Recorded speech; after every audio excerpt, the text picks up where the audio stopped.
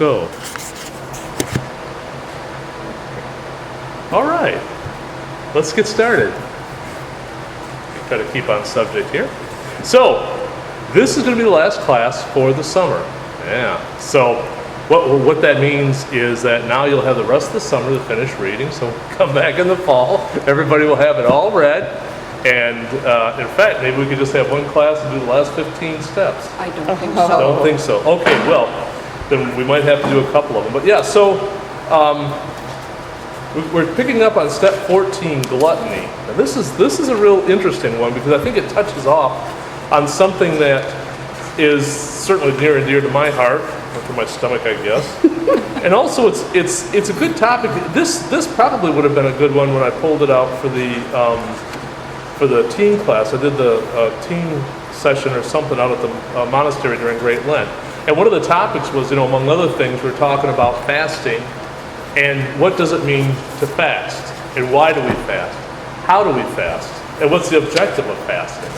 Okay? And he talks about that pretty well in here.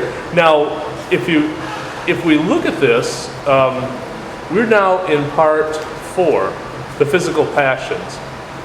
So if you take a look at the table of contents here, just to kind of circle up where we are, since we're about at the halfway point. We started out with the break with the world, right? We talked about renunciation, detachment, and exile.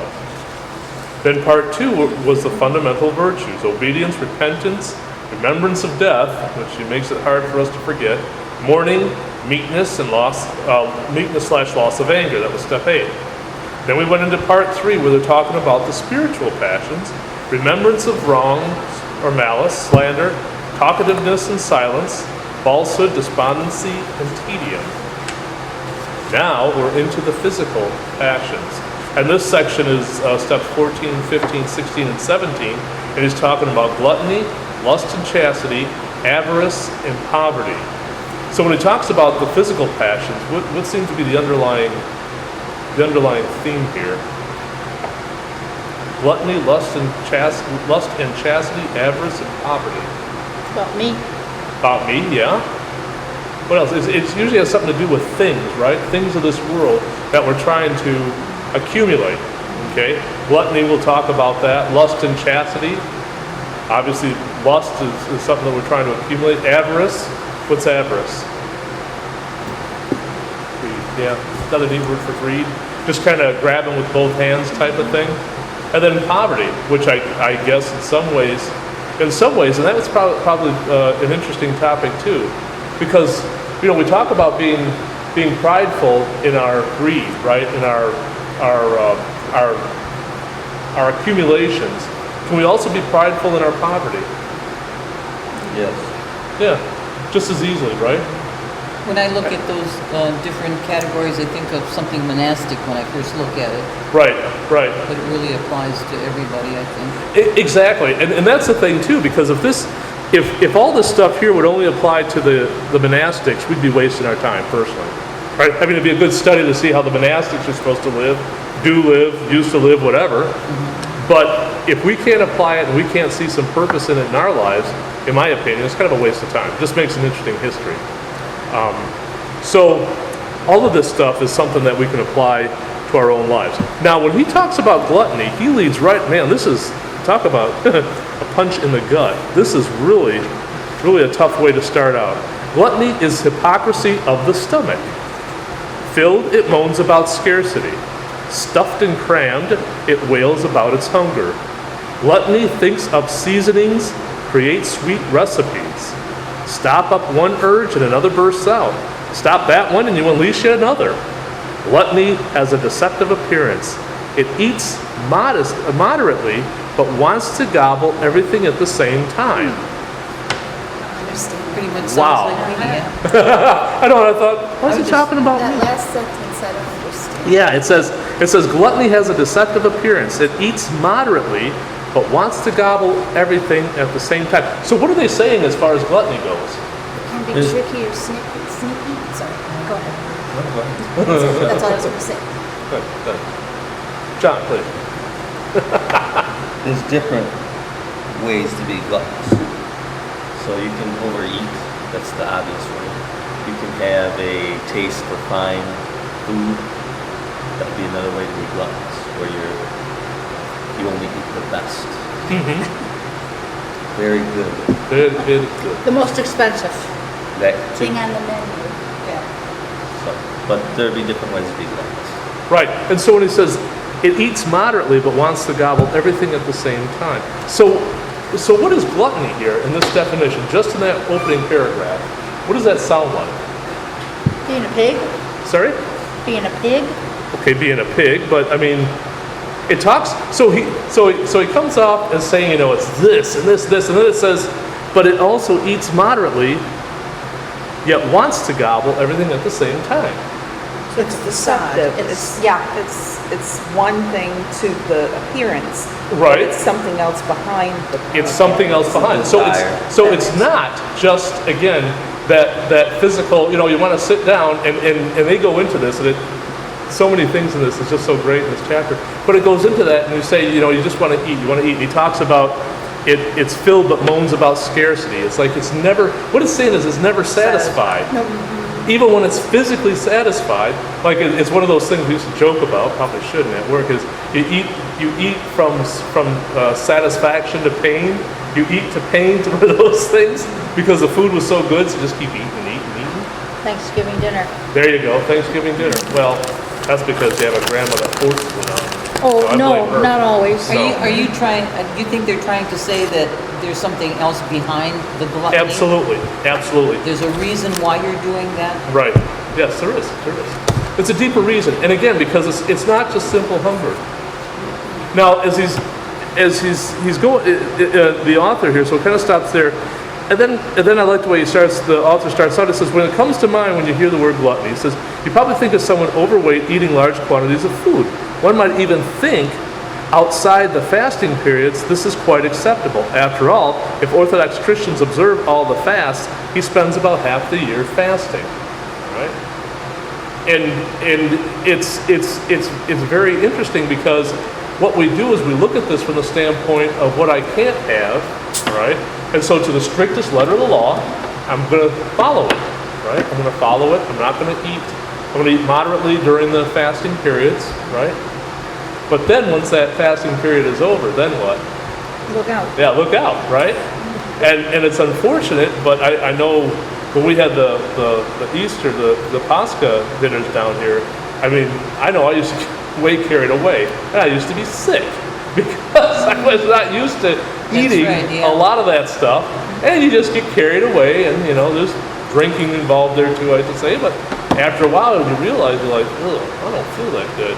It's the same thing with alcohol too. We fast from alcohol, and here comes somebody wandering around with a bottle of Slivovitz, and so the shot. And, it's just one of those things. But it's because of that denial.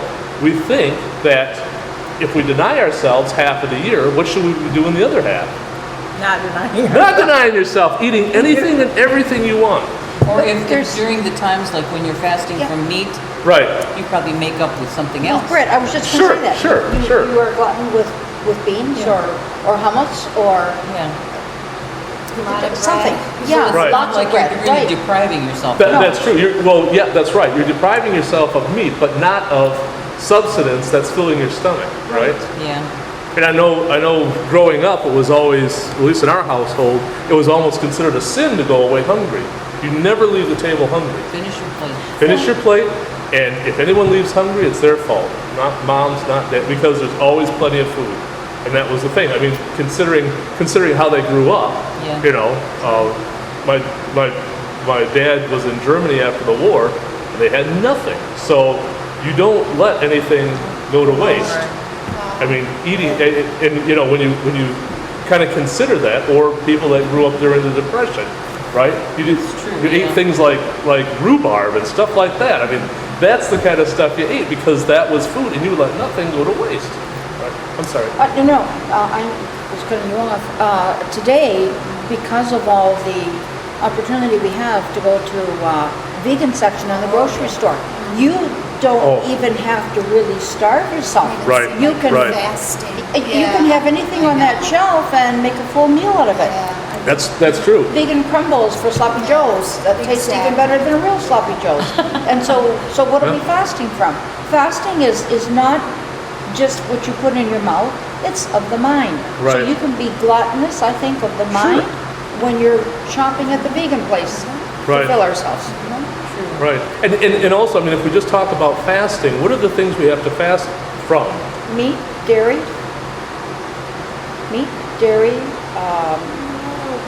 Wine and oil, but I mean, it goes more. See, that's the thing. If we think, that's the food stuff. right, the food stuff, but that's the thing. So that's the food stuff, because that's the easy thing, right? Actually, it's easy. What else should we be fasting from? Stuff we watch on television. Yeah. Yeah. What we say, what we think, what we do in our spare time. The television, movies, or something like that. There's so much on Man, there we shouldn't be you almost sound watching. like we're supposed to fast from sin. Oh no! I don't think I wouldn't go that far. I wouldn't go that far. But yeah, I mean, realistically, because if you look at it from the standpoint of deprivation, all right, just plain old deprivation, I can't do, then it is pretty onerous. It is pretty tough. It is, you learn to hate it, and then once it's done, what are you going to do? Well, I fasted from television or something like that. What am I going to do? I'm going to binge watch with Netflix or something. All this food, that's an easy one. That's a very easy one because we have so much, like you said, there's so much food out there, whether it's vegan or anything else. We don't spend so much time fixing food, so we can spend more time eating it. You can go to a drive-through or whatever, or a restaurant. Vegan burger, yeah. Yeah, or you can get all the food that you want. So we're blessed from that standpoint, but we're also, I guess, in that sense, cursed. But it's also the same thing with entertainment too. Like Netflix or whatever cable TV or whatever you have. I mean, you can get that entertainment constantly into your house.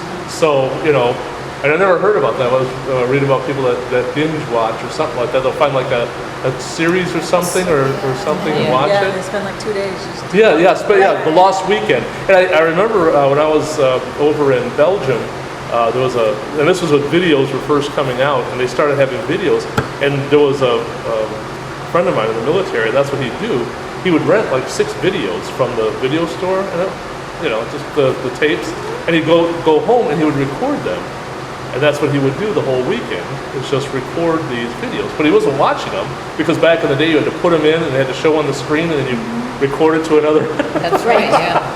So he would and there was constantly this TV going on in the background with some show, something different all the time. And it's like, hey, you want to go out and do this? You want to go out and do that? No, I got to be here when this thing turns off, because I want to put the other one on, because I rented 6 videos for the weekend, and I got to do, like 2 or 3 a day in order to get them all done so I can take them back before the late fee. It was pretty expensive back then.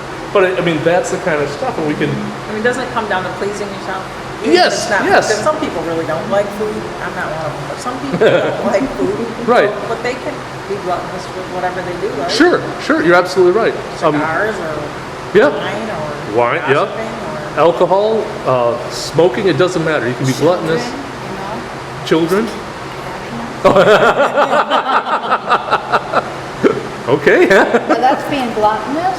You can be if you can't feed them and shelter and clothe them. Oh, okay, I wasn't I think thinking of that. you're never satisfied with that one food that you got. Never thought about it in terms of that. I guess it could be. I think it's anything where you cannot find the satisfaction in what you have, because it is a form of greed. And if that's your currency, whether it's food, entertainment, babies, money, cars, houses, whatever, entertainment. What about prestige? Does that Okay, fall yeah. in this? I would say that would be Awards, too. constant awards, trophies. Recognitions and stuff like that. I mean, when it becomes a driving factor, and the problem is here. I mean, probably the word that comes to mind when I think of this, if we want to look at the opposite, it would be moderation. What do you do in moderation? There's things we have to do. We have to eat. We have to drink. We have to sleep.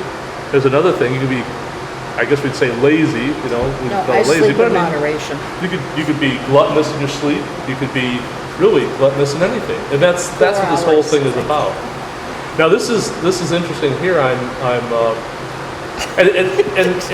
at the bottom of page 17, going into page 18, it says, "It is interesting that St. John, on more than one occasion, uses the term gluttonous soul or gluttonous spirit. While we are speaking of what is commonly thought of as a physical sin, the distinction between physical and spiritual is an oversimplification. We cannot make such a sharp distinction between body and soul, since there is nothing human beings can do without both of these together. Thus, physical sins have a spiritual dimension, and that's really. And I know if you've read also from the actual letter, it seems like he is focusing so much on that. And again, it's by a monk, to a monk, for monks. So this must be something that he had seen. He says that in the middle of 118, the gluttonous monk celebrates on Saturdays and Sundays. He counts the days to Easter, and for days in advance he gets the food ready. The slave of the belly ponders the menu with which to celebrate the feast. That's not fair. I know. I thought the same thing. In advance, you can't do anything because you're already approaching that gluttonous stage? Now, let's just stop for a minute there. This right here, just man. read just like that, You're completely like that. What do you think about that when you hear that? Just as it's presented here. What do you think about that? I think about me he's- planning my think- pasta basket. Maybe Pascha Basket, or a Sunday meal. Maybe just a Sunday meal, right? You're having friends and family over. Christmas morning. Like, Christmas morning, think of the children, right? yeah. So if you read this and take it completely out of context, right? Right. It makes it sound like you shouldn't be planning meals. So you have friends over and like they're talking about evacuate. Just have bread and water, you're good. Yeah, just give them breadsticks and water, something like that, right? Or Come to our house. Breadsticks, you mean crumbs. well, yeah, I mean just bread and water or something like that. Yeah, And a exactly. toothpick. It's like here, I didn't have time to plan. Visitors. Yeah. That was the plan. Yeah, you just had water in a dirty glass and didn't plan to wash it. So, it's. One glass. But I mean, again, you have to be careful because, again, he's talking about monks, but really it can go to us too if we spend way too much time, an inordinate amount of time on that. And I think we kind of had a discussion about the Marys and Marthas of the world. Remember that? That's sweet. I always told you I'd be running around. Yeah. And it's doing the right thing, and in how much. And the thing is as much as you do is never enough. And I find that after liturgy, every time, I find myself up there, one more thing. And a lot of times, it's like an hour after liturgy's ended, I come down here, there's no, I have a coffee, nobody left. It's like, because it's always one more thing. But it's for me, I think, well, I got to get everything all lined up and all set up. Well, maybe it should be better, because what would be the better thing to do? To be up there doing all that stuff? Maybe just doing what needs to be done, then coming down here, visiting and being with the people that, I only see once a week. Right? Maybe that would be the better thing that I should be doing. But then it would set you back because you'd have to go and finish up afterwards again. Right? It has to be done sometime by somebody, or at least I feel it does, and that's and that's on me. But I mean, I like to think of, I like to compartmentalize it and say this job is done when all of this is done, Yeah. and everything is all set up straight, and I'm ready to go. And so when I come in next time, everything is where it should be. I can just kind of, but sometimes that can be like a Martha type thing. And again, Maybe, yeah. Obsessive compulsive. Maybe. It sounds like someone who just wants to be organized. That's for me, because for me, Yeah. to be organized means that when it happens, I know where things are. I don't like it when people move things.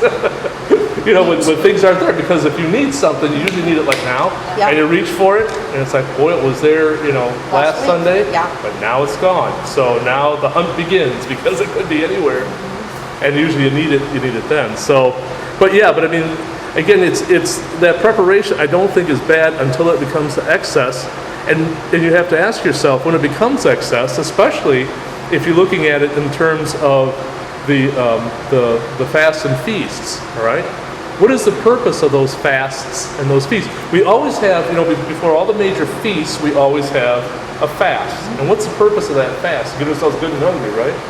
No. Prayer, which is part of. If you don't pray, you're just on a diet.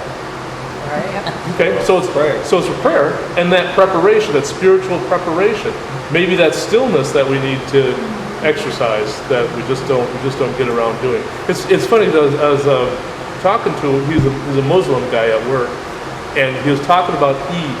You know, their Eid during I think it was Ramadan or something like that, but Eid. And that's their feast, and he was talking about that in comparison to Christmas, was it? Is that Right. around the that's same what they compare time? it to. They give Yeah, gifts and stuff. yeah. So yeah, exactly. And he was asking about that, and because in the United States we have Christmas Day, Christmas Eve as time off, and so he thought, well, everybody's in church and stuff. Well, unfortunately, most people aren't. And his point was, he said, well, you can't have Eid unless you go to the mosque. He said, so how can you have Christmas unless you go to the church? And I said, that's a very good, because he said you just don't have it. It's not that you go there to celebrate. That's the whole idea behind it, is that you don't have, if you don't go to the mosque and do whatever is prescribed for their religion, you don't have the Eid. Just like us, if we say, well, if you don't go to the services on Christmas Eve, if you don't go to the services on Christmas morning, you don't have Christmas. Now you might have a tree, you might have presents, you might have the party and all that stuff, the fruitcake, but you don't have Christmas. And after he said that, I went, That makes that's sense. a good You point. really don't. That makes You just sense. have the day off. Well, it's like Yeah, that's Pascha. right. It becomes another day off, right? Like the St. John Christensen letter at Pascha, when they read, even for those of you who have been in Yeah. fast Yes. and come to this banquet table, but are they going to enjoy it as much as those who participated and did the fast and the prayer? No, because it'll just be another day off. It'll be another day to eat and drink Or or maybe whatever. they'll have even a better time. Maybe they'll enjoy it even more. If they don't. The 11th hour person. Oh, the 11th hour person. Yeah. Well, I think the point is that it's all inclusive too, and we don't know. Again, if we turn around and make it a time of judgment and look around and say, well, gee, I didn't see you, for the where were you been for the past 40 days, buddy? Yeah, you come in there with a chicken wing hanging out of your mouth, and it's like, no, yeah, we know where you've been, right? Buffalo Wild Wings or something. Oh, you're going McDonald's. up to the chalice, making that communion. That's right, with hot sauce all over your face. Nah, and I think that's probably where that came from too. Is that it is a festivity. It is the Feast of Feasts. I mean, it's the Feast of Feasts is Pascha. Yeah. And so when we celebrate that, it's open to all believing Christians. Even like he says, some people come to the last hour, and it might also be a reference to maybe to the catechumens too. It might be in reference to people who, for whatever reason, can't. I mean, you don't know. And I think it's good that it is open. But the idea behind it is, do you have Pascha? Do you have Christmas? Do you have these other feasts, right? Without the fast. Not really. I mean, you don't, but they do because they get the day off, but they don't Yeah. really get to celebrate it. Just like they're not really with God because they're not participating in the Orthodox life. True, yeah. And those who don't recognize going to church, it doesn't really matter. They get the day off. See, now that's a good point. So now what we've done is we've secularized, right, our most holy days Yeah. of the year, and we turn them into holidays. Now, maybe at a time when most people were Christians, or at least would spend some time in church for, That's Good how- Friday, right? That's why we had the Easter. day off, because most people were Christian. When Yes. we made those Thanksgiving rules. was more or less a religious, or at least a religiously toned holiday as a Thanksgiving. Give thanks to God, right? Right. After the Civil Our War. country was founded on God and giving thanks Right. to God and religious Well, they freedom. were all private. Well, they everything everything we have is because of God, and we forget.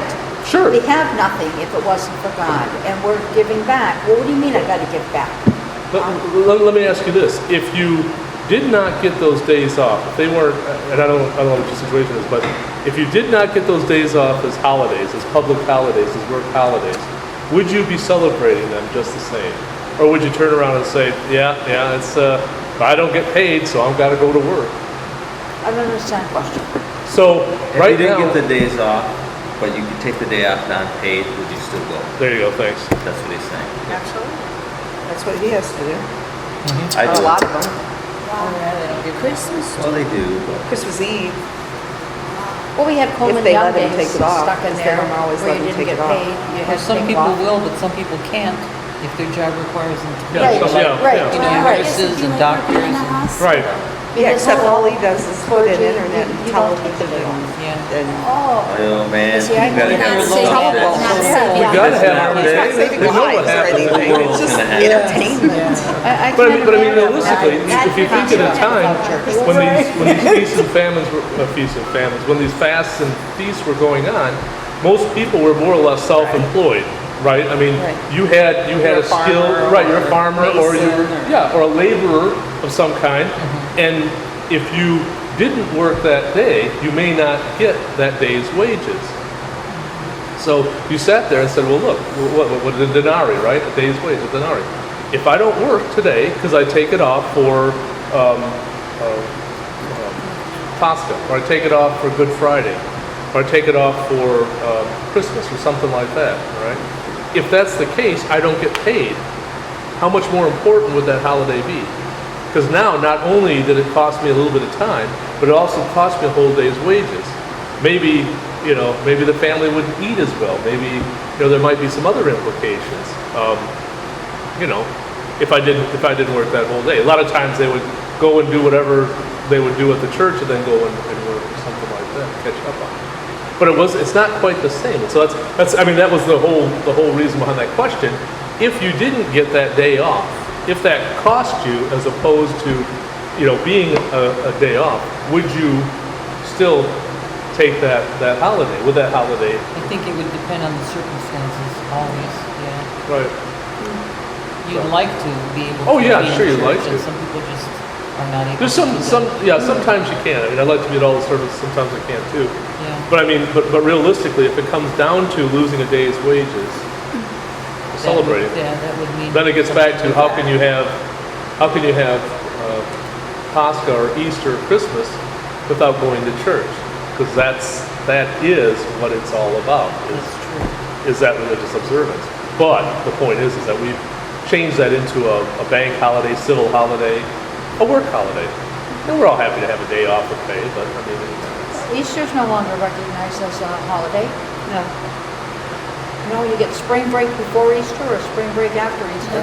Easter's not a But they it's not holiday. a still, but they Easter. still give Good Friday off. yeah, Good Friday, you get part I of the day. should say Yeah. schools, but Yeah. I don't know about I businesses. think it depends on your Yeah, job. businesses Like don't so Easter's much. holiday They for don't us. get the Good Friday. But And so is schools- Black Friday. But the schools don't It get it. is. We get But Christmas Thanksgiving Eve, and Black Friday.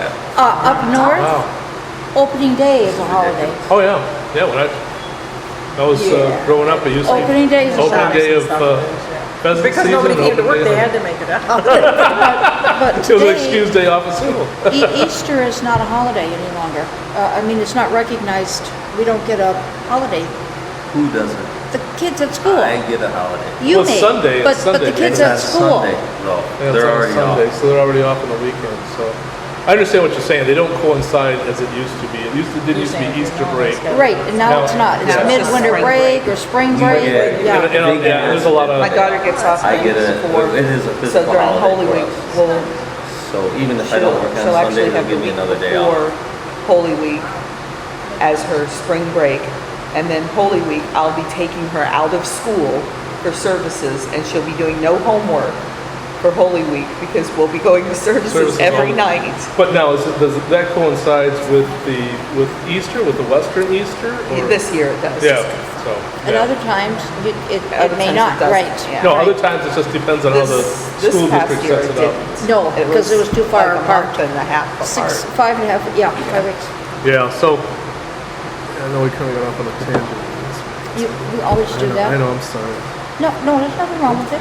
Right, you're right. So, yeah, we talked about not being able to make that sharp distinction because the body and soul are together. So therefore, this discussion about gluttony can't be just focused on the body. No. We have to look at it from the soul as well. And that's why he's talking about counting the days to Easter and for the days in advance to get his food ready and all this stuff, because his mind is there. His mind is not here. Remember we talked about being present here and now? His mind is down the road trying to figure out what he needs to get ready for.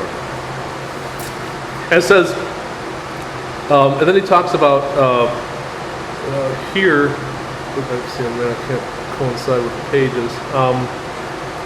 They're talking about Orthodox Christians often spend, so I guess it's about 118, often spend fasting periods groaning about food. I hate to say that, but I do that too, you know. It's like whenever you're denied something, the first thing you think about is all the things you can't have. So as you're sitting there thinking, boy, I can't wait for this to be over so I can have a steak. For me, the hardest one, and here I'm talking about food, the hardest one is the Peter Paul fast. Well, this year it's an easy one. Yeah, 2 days. But when it starts extending out to like a couple weeks or something like that, Graduation parties. yeah, exactly. You have graduation parties, you always have a wedding or two, and I just like to get out there and grill, burn a burger or a steak or something, and you can't do that. I mean, you can find alternatives, but the point is like, oh no, there's a nice deer out there, let me turn the deer. I always find it hard to believe that, you know, people who are fasting and like fish and shrimp and all of those things, how are they suffering as much as somebody who doesn't like that at all? Yeah, or can't eat, have an allergy or something like Or, that. or just doesn't enjoy fish and Wow. shrimp. You know. When, just when not I eat was a anything. young kid, we never knew you could have shrimp and scallops. Really? It wasn't until I was 60 that I found out we could. Shellfish. Yeah, The if it was bleeding, you couldn't eat it. Is that the real? Like what? Yeah, like a salmon, Oh. you couldn't have. If it has blood, you cannot have I it. thought fish is fish. Yeah, no. Fin fish and shellfish. Only shellfish. Scallops, only No. It can't have blood. So you could have My fish lobster. doesn't You bleed. could have lobster, you could have shrimp, you could have scallops, You could have lobster. but no salmon, no tuna, no swordfish, I've Because never no heard catfish. that. Yes. That's amazing. Now, let me ask you this, Yeah. Deacon. Metropolitan Callisto's where? Okay. When He's a Metropolitan. he was, It's an honor. that's in the I was Greek reading Orthodox about- Church. I didn't realize he was Metropolitan. Yeah, Metropolitan of what's? This is in England.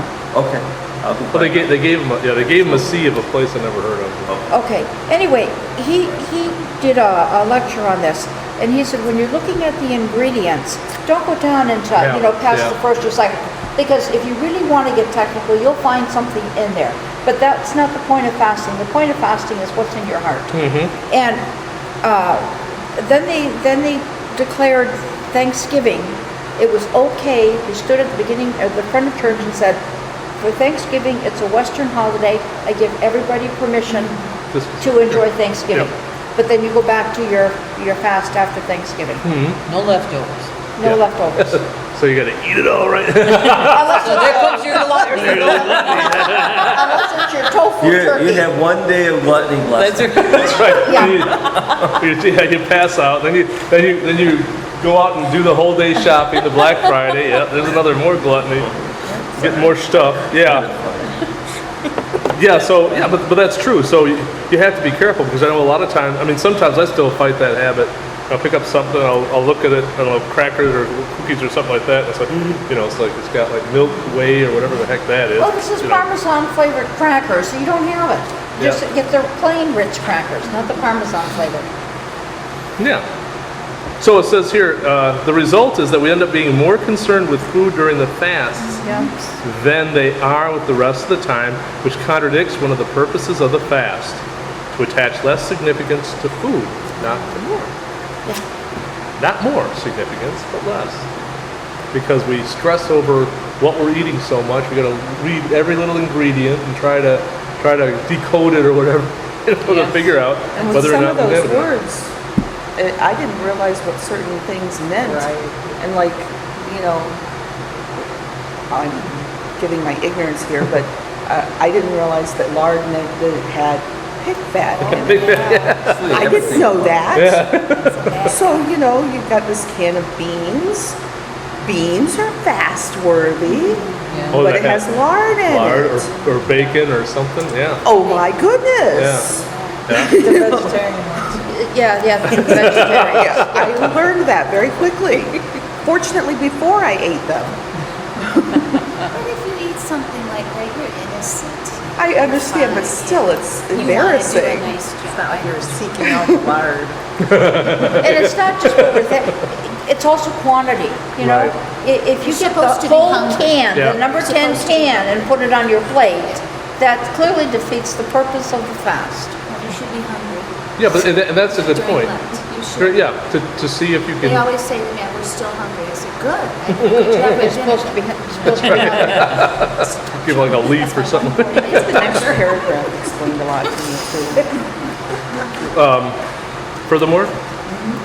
Furthermore, fasters can sometimes find themselves concentrating more on what they will eat once the fast is over than on the meaning of the feast for which the fast prepares us.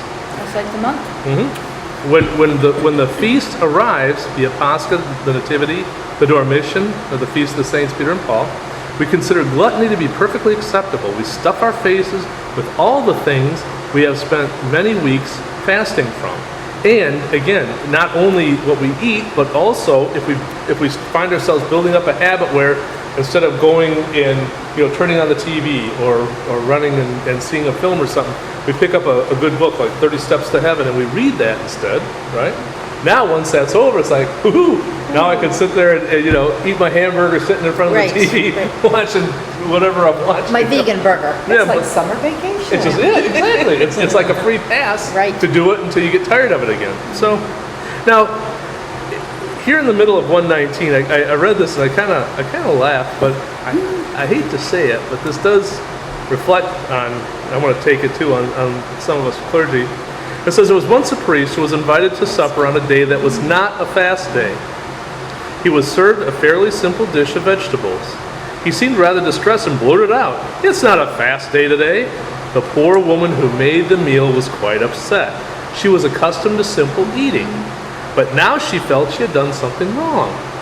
The priest offended a simple, kind, and devout woman in the name of religious observances because of his gluttonous spirit. Now I read that, That's it's kind of low. sad, that's low. Oh, But, I hate to say it, anyways, yeah, it's low. Is And that a true story? probably. this is just a vivid example of just stayed with me, and it sounds like he's talking about it as being possibly a true story. I got one on the other hand. Is that? This one happened to me. Father up north was coming to bless our house, and I was preparing venison burgers. Oh, blah, cool. blah, blah, blah, Uh-huh. blah, blah. And Presbytera calls, and she says, we'll be there. We're 23 miles out. That's great. I got venison burgers going. And she says, oh, it's a fast day. I said, oh, I forgot. So I took the burgers out, wrapped them all up, put on plain pasta, found some shrimp in the fridge, and put that out. We get there, and Father says to me, I could have still served the burgers, not knowing it was the fast day, and they could have eaten them because of hospitality. Right, Now that right. was a rule I never understood. That is the rule. Yes. That is the rule. You never fast in secret. You don't announce Yes. to anyone you're fasting. Right. And he chastised her for saying Yeah, that. she wasn't supposed to say Yeah, that. and she, we were so close, it was no big deal, yeah, let me just do it right. Yeah. But I didn't know Yeah. that you could, Yeah, so if you're someplace and, someone serves you something that unless it's a health reason, right? I can't eat venison for some health reason. But I mean, It's not about offending people. that's the whole thing. It's not about offending people and making you yourself appear to be more religious than that person. It's the same thing here. It's Just- the same. You take it, you accept it, you say thank you, and they should eat it, and they should leave, and no one should be any wiser that there was a fast day. and this is what he tried to explain to me, and it's still hard for me to accept that though. Yeah, but so Accept what? It's hard for you to accept what? The fact that I could have served the burgers, they could have come in and eaten it, knowing that it was the fast. It's and I- economia. Yeah, it's the economy of the It's the, It's economia. It's It's the mercy of God. It's mercy. I've It's heard that mercy of God. so many times, and it's just really hard for me to, Well, Yeah. God grants us His mercy every day, right? yes. Every second of every day, He grants us His mercy. Well, we, in a minute, itty-bitty way, can participate by granting mercy to someone who doesn't know any better. Well, If you go to someone's house and they serve you meatloaf on Friday, because that's what they have in their house, you eat it because that's what they have in Right. their house. And also, there's a lot of people who aren't Orthodox, and there's a lot of Orthodox who don't fast. You can look And at so- it too as a reverse way to fight against pride. Yes. Right. Because there you you get prideful for fasting, you keep the rules, you love God, and now I'm going to eat. Now, if But you you have a didn't cook it, choice, someone else handed it to you. if you have a choice, if there's a buffet and you can choose which Well, I sent foods you're venison going to home with eat. them. It was wrapped That's up and good. I sent it home with them. I said, here, Father, you take it home with you. But no, And- you're right, and it's because of the hospitality, but also, you don't- like in this case here, Yeah. you don't want to offend the person. You don't want to offend somebody and say, no, you did something wrong, or I can't eat it. Especially if you go to somebody, like all my wife's side, well, even my side of the family, they're not Orthodox. Right. They don't know less. You come over there like when Easter was this year, you have to go over to mom-in-law's because everybody's there for Easter, and there's ham and there's all that other stuff, that cheesy potatoes that they Everything eat that's all the not time. on- Yeah, all the stuff. So what do? Well, You eat try moderation To, you eat and- in moderation, and you eat what you can, but you don't turn around and say, well, since I'm fasting, I can't have this again. No, you I eat what you can, and you give thanks to God for it, and you give thanks to them too for preparing the food and having yours. It's a matter of hospitality.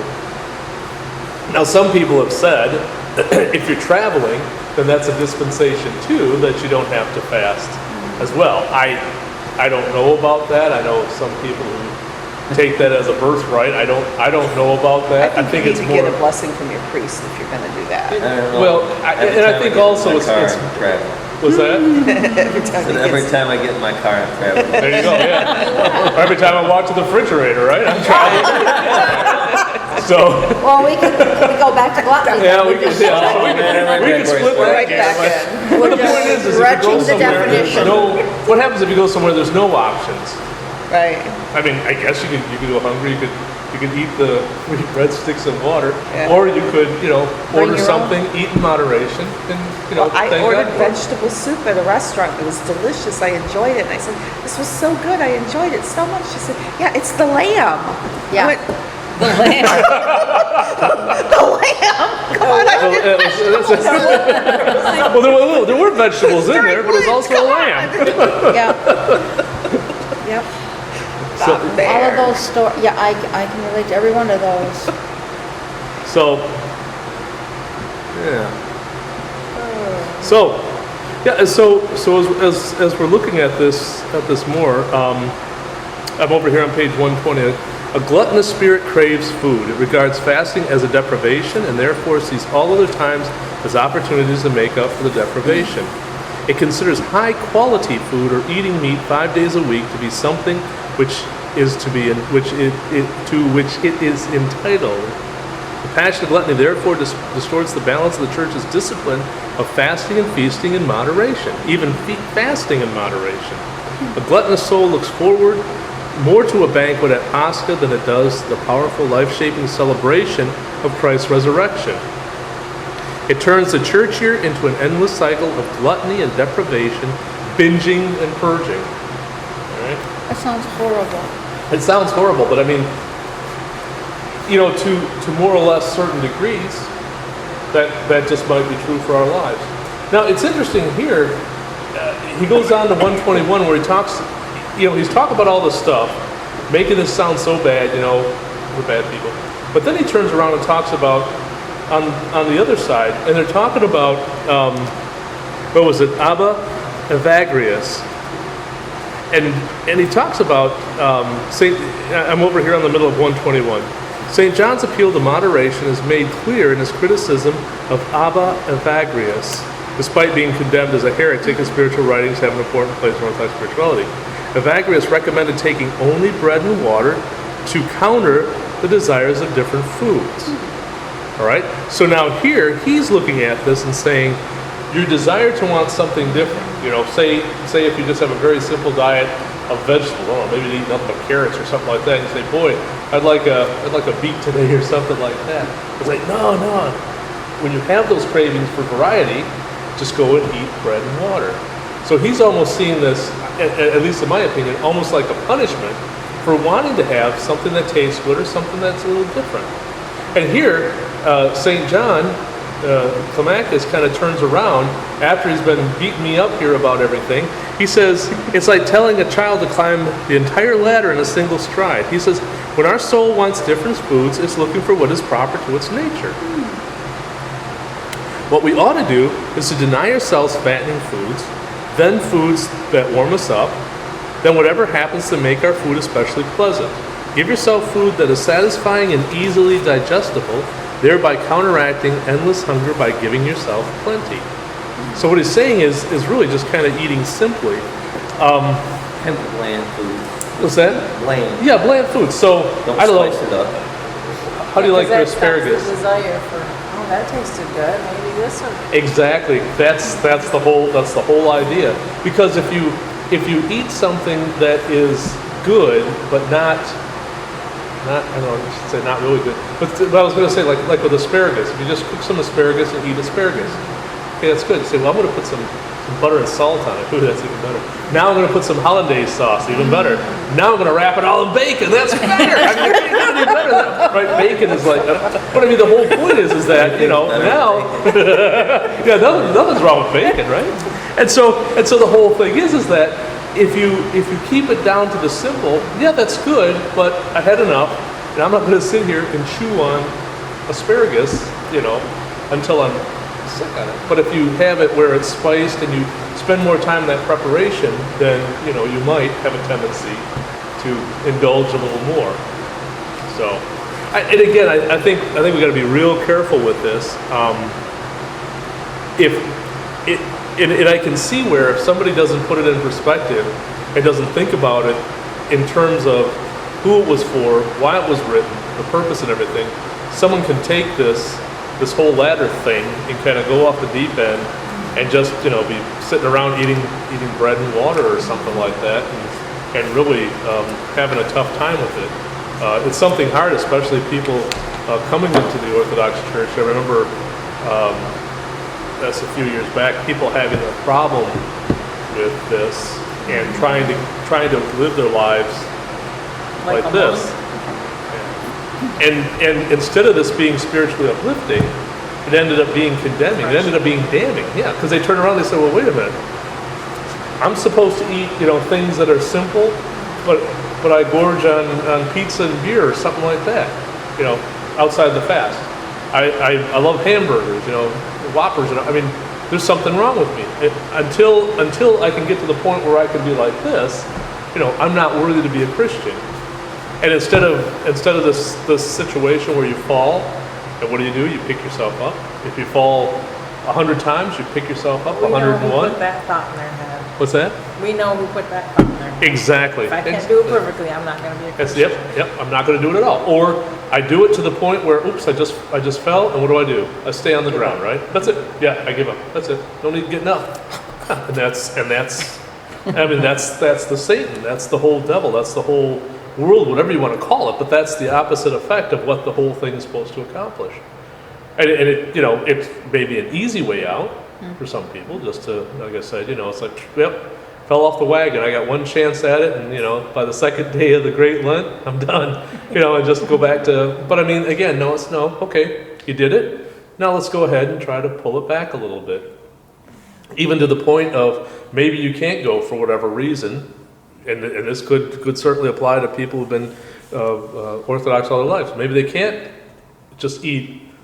Go without meat, go without dairy products or something like that. For whatever reason, they feel they have to have it. They don't feel satisfied with it. Maybe just try to cut it back. But don't turn around and say, well, I can't live 40 days without a hamburger or without my eggs in the morning or my milk and my coffee and cereal. I can't do it, so I'm not even going to try any of it. That's the whole thing. And that's where we fail, and that's where we fall, and we stay down instead of trying to pick ourselves up and trying to make some kind of progress out of it. So, yeah, so I thought that was kind of an interesting way of looking at it. Just eat plain, and then that way you might eat a little less. Maybe, I don't know. So, let's see, what else does he have to say here? Yeah, so he's talking about eating simply. So that I'm on page 122. Because food is part of spiritual life and not something that falls outside of the realm of spirituality. That's kind of interesting. So food is part of spiritual life and not something that falls outside of the realm of spirituality. Fasting has always been an important element of Christian practice. It is also the reason religious celebrations are marked by feasting. If done in the spirit of humility, love, sacrifice, and moderation, fasting can make a big difference in our frame of mind and to our prayer. For instead of the body becoming a hindrance, it is mastered and subjected to the will of the Spirit. He ends here. Fasting ends lust, roots out bad thought, makes for purity of prayer, an enlightened soul, a watchful mind. Fasting is the door of compunction, humble sighing, joyful contrition, an end to chatter, an occasion for silence, a custodian of obedience, a lightening of sleep, that makes sense, health of the body, an agent of dispassion, a submission of sins, the gate indeed, the delight of paradise. That really reminds me of monastic. I need to fast for a year before I could even come to any of those terms. Yeah, that's hard. Tough.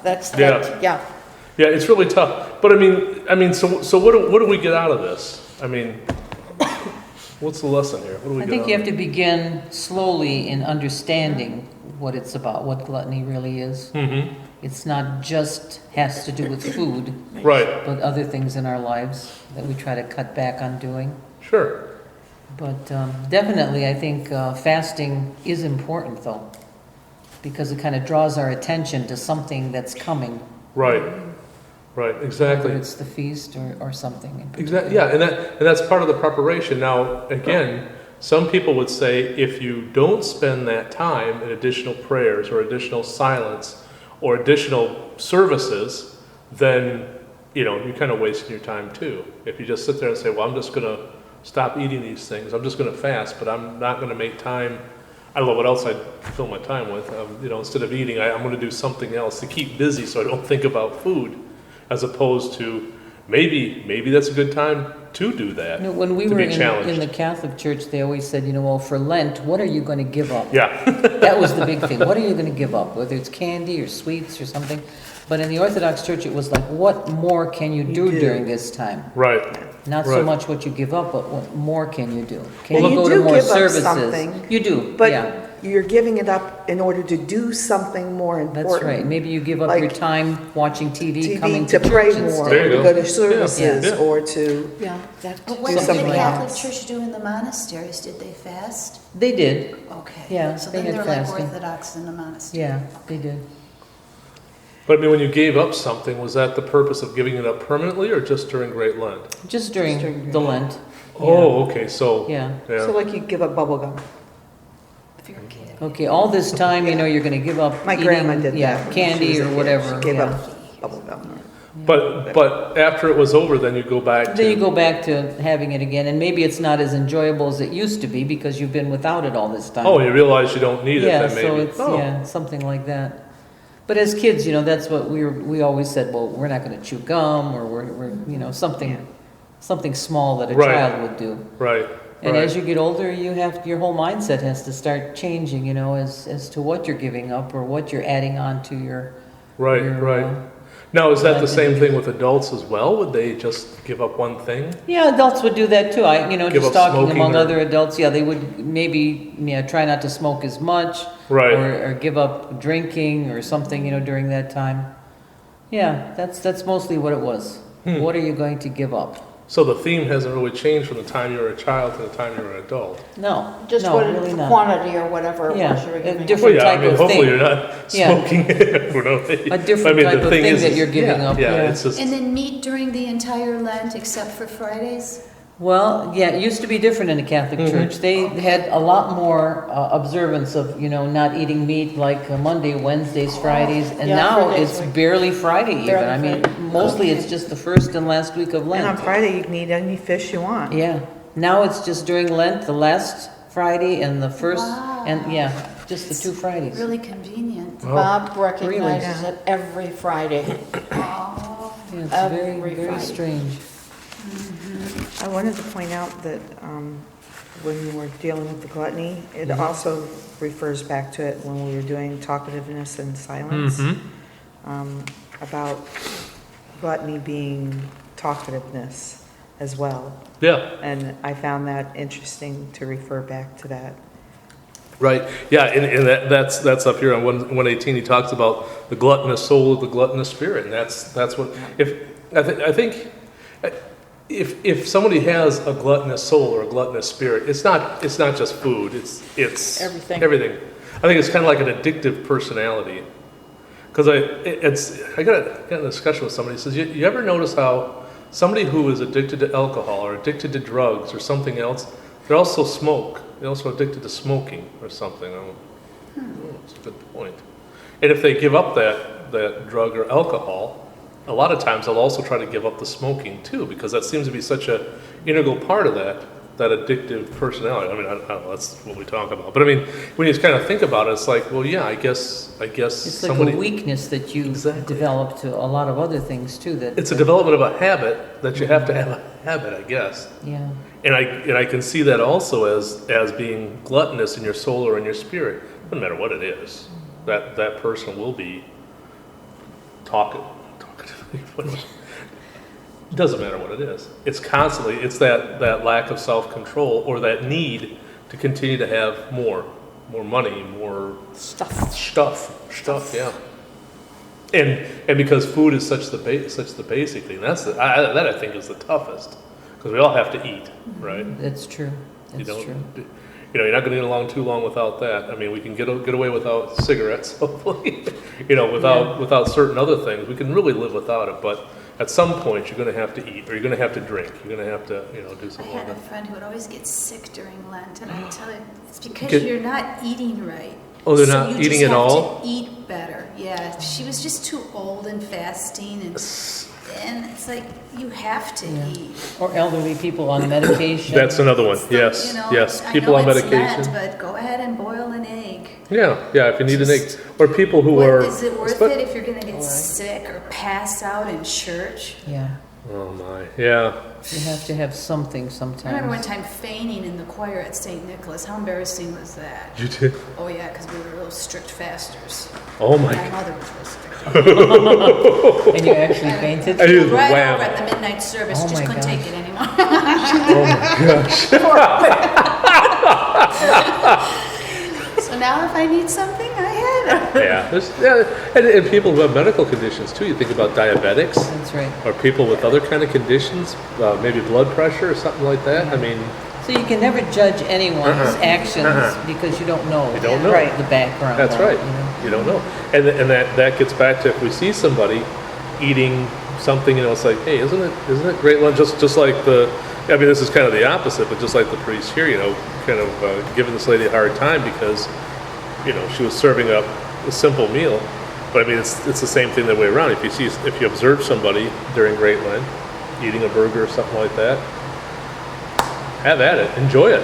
That's right. Who are we Hope to you choke judge? on it. Yeah, exactly. I mean, no. I'm sorry. Hey, let me turn this off. That was Deacon who said that one. That was Deacon Michael. Choke no, on it's it, he said. I'm sorry, speaking to the mic again, Deacon?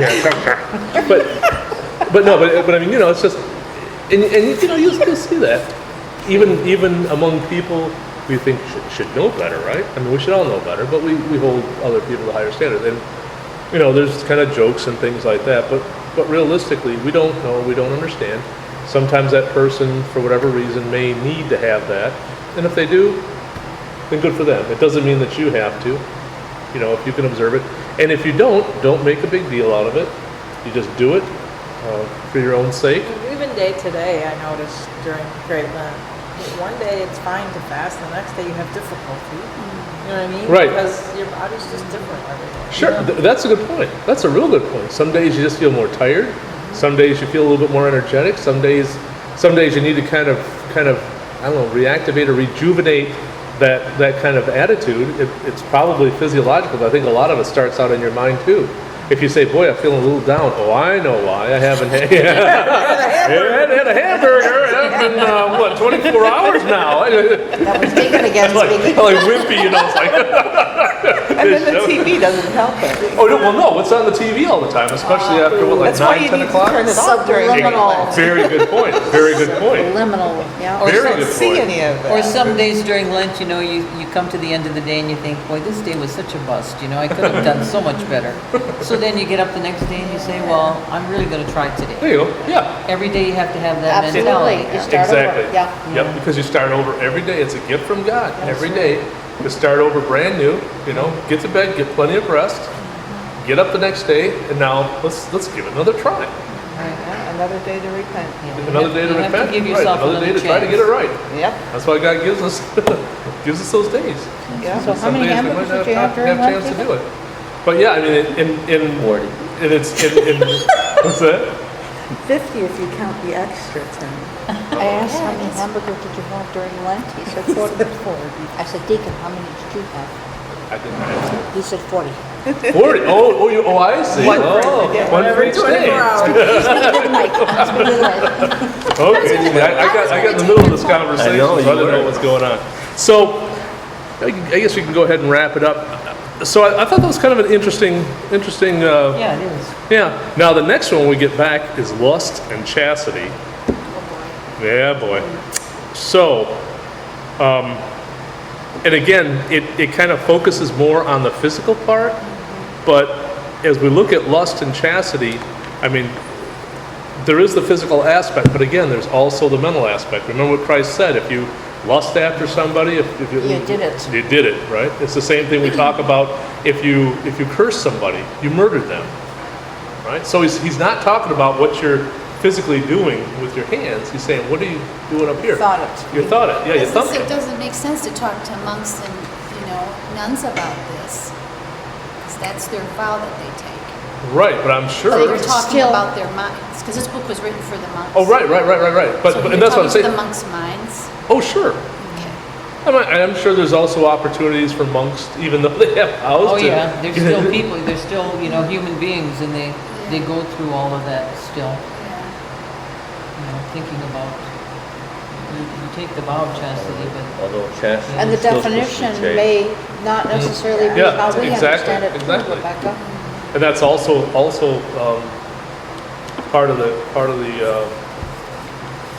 part of the chastity part too, even within marriage My too, grandmother, right? I think, fasted Not just all year only with long. one partner, but also No, that on was just the way she did certain days That's just before. what she did. I know Yeah. Peppers, red in my olives. case before I'll tell before you the what. Eucharist, before serving, didn't things just like that. So there's mind. still Ma- she everything. didn't You care think for about, If why is it so there, restrictive? There's a reason My for it. mother So didn't grow up even with a lot of meat. No, even she was during the outside of Great Depression, so Lent, they as were we lucky they got feast, chicken on feast Oh, and and the fast, chicken even as we fast, went that's another just to the aspect that you fast from too. not to the girls. Because you should be fasting from that. You should be fasting from the still evil thoughts, in Greece. fasting from the evil thoughts about your brother or sister, anger, all those other things. So the fasting again goes beyond what you're putting in your mouth. Right. It's what's coming out of your heart, just like Jesus said. That's what's important. It's not what a man puts in his stomach, but what comes out of his heart. It really comes out of his mouth is what's in his heart. thank you. Okay. All right. Thank So you. This any has been very nice, Deacon, Father Deacon. You're welcome. 40 And thank you for everybody who, huh? Thanks to What did she everybody. say, Your Holiness? Signing off. Not.